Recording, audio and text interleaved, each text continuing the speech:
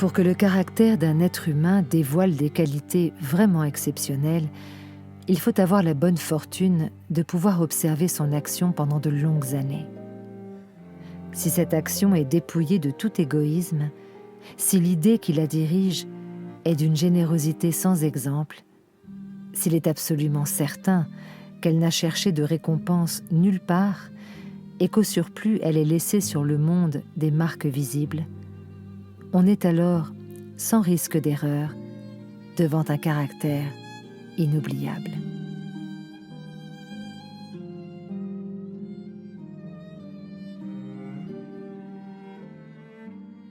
Il y a environ une quarantaine d'années, je faisais une longue course à pied, sur des hauteurs absolument inconnues des touristes, dans cette très vieille région des Alpes qui pénètre en Provence. Cette région est délimitée au sud-est et au sud par le cours moyen de la Durance, entre Sisteron et Mirabeau. Au nord par le cours supérieur de la Drôme, depuis sa source jusqu'à Die. À l'ouest par les plaines du Comtat venessin et les contreforts du Mont Ventoux. Elle comprend toute la partie nord du département des Basses-Alpes, le sud de la Drôme et une petite enclave du Vaucluse. C'était, au moment où j'entrepris ma longue promenade dans ces déserts, des landes nues et monotones, vers 1200 à 1300 mètres d'altitude. Il n'y poussait que des lavandes sauvages. Je traversais ce pays dans sa plus grande largeur et après 3 jours de marche, je me trouvais dans une désolation sans exemple. Je campais à côté d'un squelette de village abandonné. Je n'avais plus d'eau depuis la veille et il me fallait en trouver. Ces maisons agglomérées, quoique en ruine, comme un vieux nid de guêpes, me firent penser qu'il y avait dû y avoir là, dans le temps, une fontaine ou un puits. Il y avait bien une fontaine, mais sèche. Les 5 à 6 maisons sans toiture, rongées de vent et de pluie, la petite chapelle au clocher écroulé, étaient rangées comme le sont les maisons et les chapelles dans les villages vivants, mais toute vie avait disparu. C'était un beau jour de juin avec un grand soleil, mais sur ces terres sans abri et hautes dans le ciel, le vent soufflait avec une brutalité insupportable. Ces grondements dans les carcasses des maisons étaient ceux d'un fauve dérangé dans son repas. Il me fallut lever le camp. À 5 heures de marche de là, je n'avais toujours pas trouvé d'eau et rien ne pouvait me donner l'espoir d'en trouver. C'était partout la même sécheresse, les mêmes herbes ligneuses.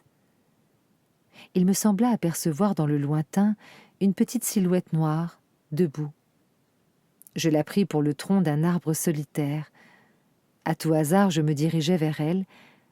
C'était un berger. Une trentaine de moutons couchés sur la terre brûlante se reposaient près de lui. Il me fit boire à sa gourde et un peu plus tard, il me conduisit à sa bergerie, dans une ondulation de plateau.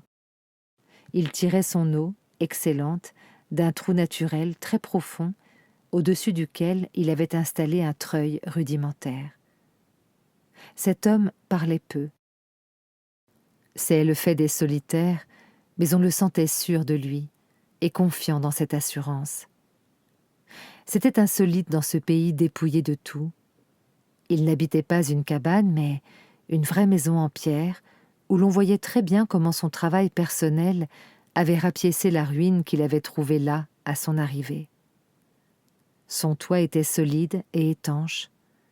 Le vent qui le frappait faisait sur les tuiles le bruit de la mer sur les plages. Son ménage était en ordre, sa vaisselle lavée, son parquet balayé, son fusil graissé. Sa soupe bouillait sur le feu. Je remarquai alors qu'il était aussi rasé de frais, que tous ses boutons étaient solidement cousus, que ses vêtements étaient reprisés avec le soin minutieux qui rend les reprises invisibles. Il me fit partager sa soupe, et comme après je lui offrais ma blague à tabac, il me dit qu'il ne fumait pas. Son chien, silencieux comme lui, était bienveillant, sans bassesse. Il avait été entendu tout de suite que je passerais la nuit là, le village le plus proche étant encore à plus d'une journée et demie de marche. Et au surplus, je connaissais parfaitement le caractère des rares villages de cette région. Il y en a 4 ou 5 dispersés loin les uns des autres, sur les flancs de ces hauteurs, dans les taillis de chênes blancs, à la toute extrémité des routes carrossables. Ils sont habités par des bûcherons qui font du charbon de bois. Ce sont des endroits où l'on vit mal. Les familles, serrées les unes contre les autres dans ce climat qui est d'une rudesse excessive, aussi bien l'été que l'hiver, exaspèrent leur égoïsme en vase clos. L'ambition irraisonnée s'y démesure, dans le désir continu de s'échapper de cet endroit. Les hommes vont porter leur charbon à la ville avec leurs camions, puis retournent. Les plus solides qualités craquent sous cette perpétuelle douche écossaise. Les femmes mijotent des rancœurs. Il y a concurrence sur tout, aussi bien pour la vente du charbon que pour le banc à l'église, pour les vertus qui se combattent entre elles, pour les vices qui se combattent entre eux, et pour la mêlée générale des vices et des vertus, sans repos. Par là-dessus, le vent également sans repos irrite les nerfs. Il y a des épidémies de suicide et de nombreux cas de folie, presque toujours meurtrières. Le berger qui ne fumait pas alla chercher un petit sac et déversa sur la table un tas de glands. Il se mit à les examiner un après l'autre, avec beaucoup d'attention, séparant les bons des mauvais. Je fumais ma pipe. Je me proposais pour l'aider. Il me dit que c'était son affaire. En effet, voyant le soin qu'il mettait à ce travail, je n'insistais pas. Ce fut toute notre conversation. Quand il eut du côté des bons un tas de glands assez gros, il les compta par paquets de 10. Ce faisant, il éliminait encore les petits fruits ou ceux qui étaient légèrement fendillés, car il les examinait de fort près. Quand il eut ainsi devant lui 100 glands parfaits, il s'arrêta et nous allâmes nous coucher. La société de cet homme donnait la paix. Je lui demandai le lendemain la permission de me reposer tout le jour chez lui. Il le trouva tout naturel, ou plus exactement, il me donna l'impression que rien ne pouvait le déranger. Ce repos ne m'était pas absolument obligatoire, mais j'étais intriguée et je voulais en savoir plus. Il fit sortir son troupeau et il le mena à la pâture. Avant de partir, il trempa dans un seau d'eau le petit sac où il avait mis les glands soigneusement choisis et comptés. Je remarquai qu'en guise de bâton, il emportait une tringle de fer grosse comme le pouce et longue d'environ 1,50 m. Je fis celui qui se promène en se reposant et je suivis une route parallèle à la sienne. La pâture de ces bêtes était dans un fond de combe. Il laissa le petit troupeau à la garde du chien et il monta vers l'endroit où je me tenais. J'eus peur qu'il vînt pour me reprocher mon indiscrétion, mais pas du tout. C'était sa route, et il m'invita à l'accompagner si je n'avais rien de mieux à faire. Il allait à 200 mètres de là, sur la hauteur. Arrivé à l'endroit où il désirait aller, il se mit à planter sa tringle de fer dans la terre. Il faisait ainsi un trou dans lequel il mettait un gland, puis il rebouchait le trou. Il plantait des chênes. Je lui demandai si la terre lui appartenait. Il me répondit que non. Savait-il à qui elle était ? Il ne savait pas. Il supposait que c'était une terre communale, ou peut-être était-elle la propriété de gens qui ne s'en souciaient pas. Lui ne se souciait pas de connaître les propriétaires. Il planta ainsi ses 100 glands avec un soin extrême.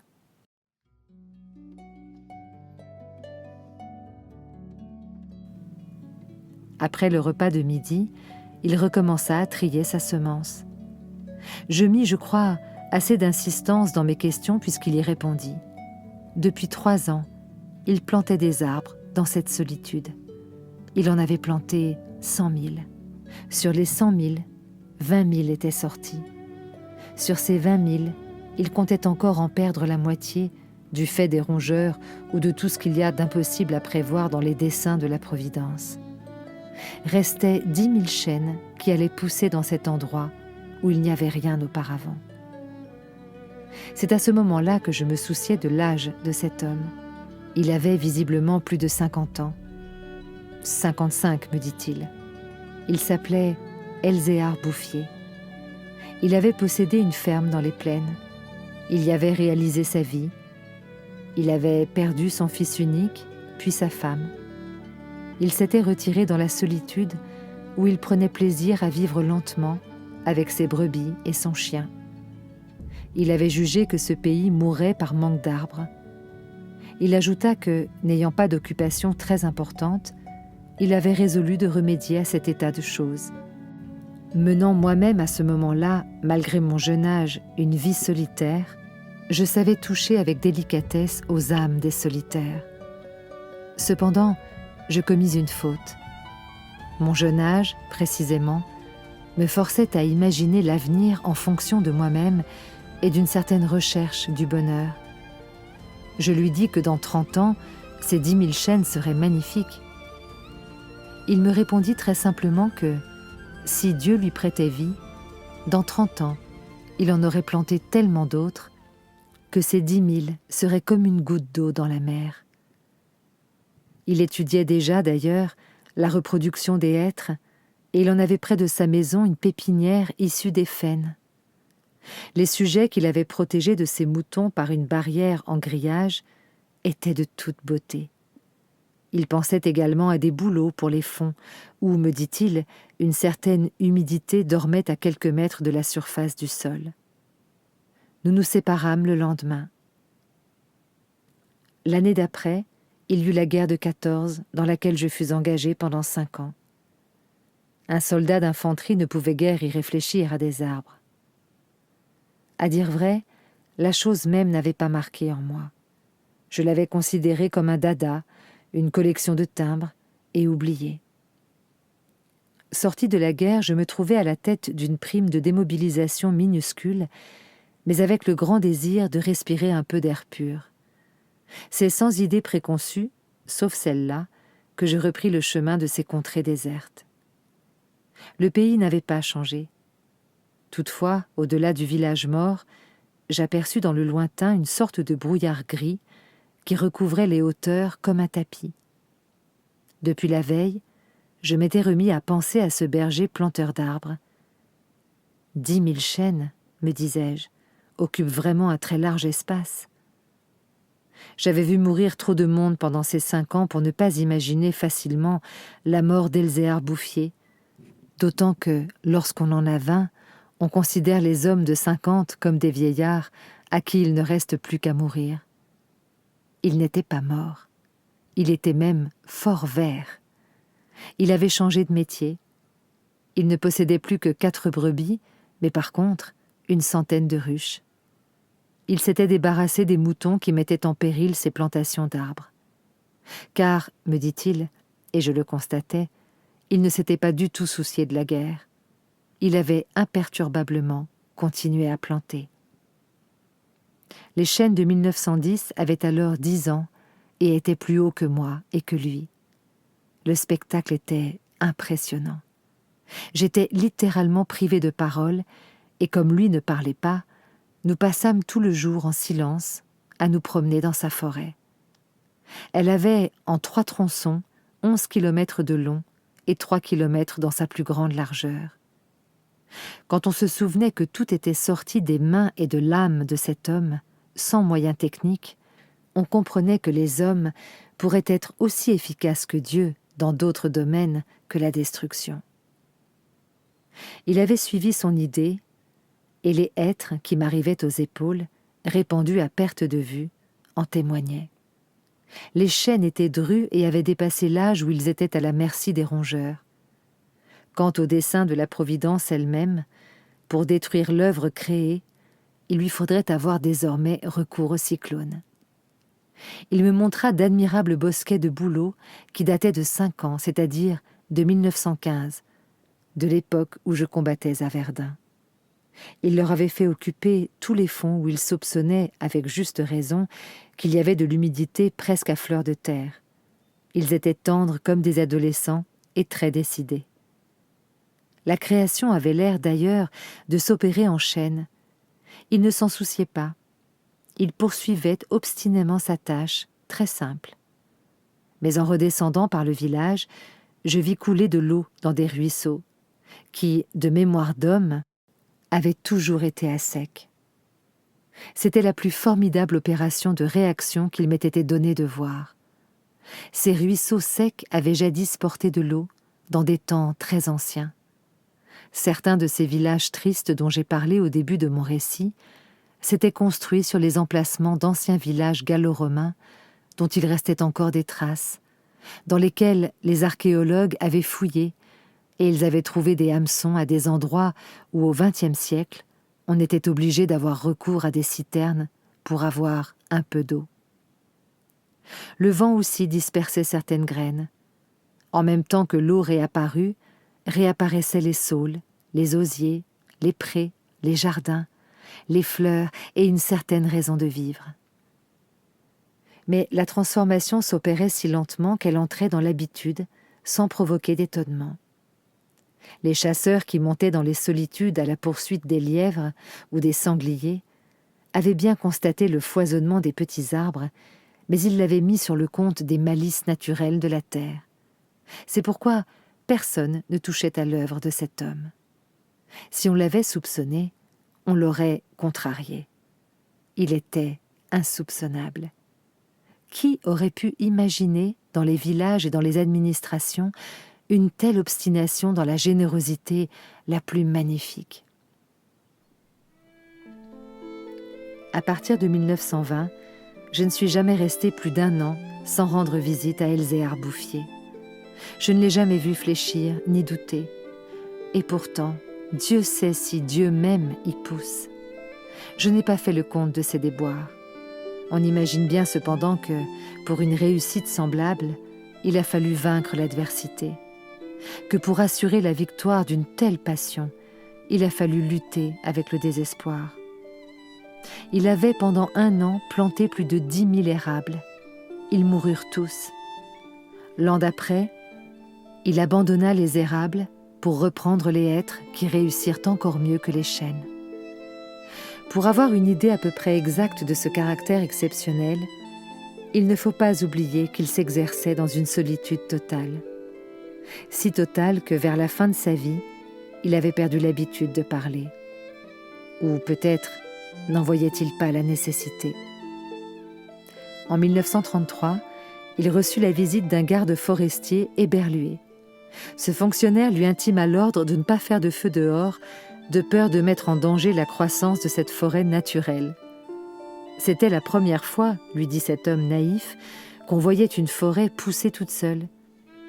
À cette époque, il allait planter des hêtres à 12 kilomètres de sa maison. Pour s'éviter le trajet d'aller-retour, car il avait alors 75 ans, il envisageait de construire une cabane de pierre sur les lieux mêmes de ses plantations. Ce qu'il fit l'année d'après. En 1935, une véritable délégation administrative vint examiner la forêt naturelle. Il y avait un grand personnage des eaux et forêts, un député, des techniciens. On prononça beaucoup de paroles inutiles. On décida de faire quelque chose et heureusement, on ne fit rien, sinon la seule chose utile, mettre la forêt sous la sauvegarde de l'État et interdire qu'on vienne y charbonner. Car il était impossible de n'être pas subjugué par la beauté de ces jeunes arbres en pleine santé. Et elle exerça son pouvoir de séduction sur le député lui-même. J'avais un ami parmi les capitaines forestiers qui étaient de la délégation. Je lui expliquai le mystère. Un jour de la semaine d'après, nous allâmes tous les deux à la recherche d'Elzéar Bouffier. Nous le trouvâmes en plein travail, à 20 kilomètres de l'endroit où avait eu lieu l'inspection. Ce capitaine forestier n'était pas mon ami pour rien. Il connaissait la valeur des choses. Il sut rester silencieux. J'offris les quelques œufs que j'avais apportés en présent. Nous partageâmes notre casse-croûte en 3 et quelques heures passèrent dans la contemplation muette du paysage. Le côté d'où nous venions était couvert d'arbres de 6 à 7 mètres de haut. Je me souvenais de l'aspect du pays en 1913, le désert. Le travail paisible et régulier, l'air vif des hauteurs, la frugalité et surtout La sérénité de l'âme avait donné à ce vieillard une santé presque solennelle. C'était un athlète de Dieu. Je me demandais combien d'hectares il allait encore couvrir d'arbres. Avant de partir, mon ami fit simplement une brève suggestion à propos de certaines essences auxquelles le terrain d'ici paraissait devoir convenir. Il n'insista pas. Pour la bonne raison, me dit-il après, que ce bonhomme en sait plus que moi. Au bout d'une heure de marche, l'idée ayant fait son chemin en lui, il ajouta « Il en sait beaucoup plus que tout le monde. Il a trouvé un fameux moyen d'être heureux. » C'est grâce à ce capitaine que non seulement la forêt, mais le bonheur de cet homme furent protégés. Il fit nommer 3 gardes forestiers pour cette protection, et il les terrorisa de telle façon qu'ils restèrent insensibles à tous les pots de vin que les bûcherons pouvaient proposer. L'œuvre ne courut un risque grave que pendant la guerre de 39. Les automobiles marchant alors au gazogène, on n'avait jamais assez de bois. On commença à faire des coupes dans les chênes de 1910, mais ces quartiers sont si loin de tout réseau routier que l'entreprise se révéla très mauvaise au point de vue financier. On l'abandonna. Le berger n'avait rien vu. Il était à 30 kilomètres de là, continuant paisiblement sa besogne, ignorant la guerre de 39, comme il avait ignoré la guerre de 14. J'ai vu Elzéar Bouffier pour la dernière fois en juin 1945. Il avait alors 87 ans. J'avais donc repris la route du désert, mais maintenant, malgré le délabrement dans lequel la guerre avait laissé le pays, il y avait un car qui faisait le service entre la vallée de la Durance et la montagne. Je mis sur le compte de ce moyen de transport relativement rapide le fait que je ne reconnaissais plus les lieux de mes premières promenades. Il me semblait aussi que l'itinéraire me faisait passer par des endroits nouveaux. J'eus besoin d'un nom de village pour conclure que j'étais bien cependant dans cette région jadis en ruine et désolée. Le car me débarqua à Vergons. En 1913, ce hameau de 10 à 12 maisons avait 3 habitants. Ils étaient sauvages, se détestaient, vivaient de chasse au piège, à peu près dans l'état physique et moral des hommes de la préhistoire. Les orties dévoraient autour d'eux les maisons abandonnées. Leurs conditions étaient sans espoir. Il ne s'agissait pour eux que d'attendre la mort, situation qui ne prédispose guère aux vertus. Tout était changé, l'air lui-même. Au lieu des bourrasques sèches et brutales qui m'accueillaient jadis, soufflait une brise souple, chargée d'odeurs. Un bruit semblable à celui de l'eau venait des hauteurs. C'était celui du vent dans les forêts. Enfin, chose plus étonnante, j'entendis le vrai bruit de l'eau coulant dans un bassin.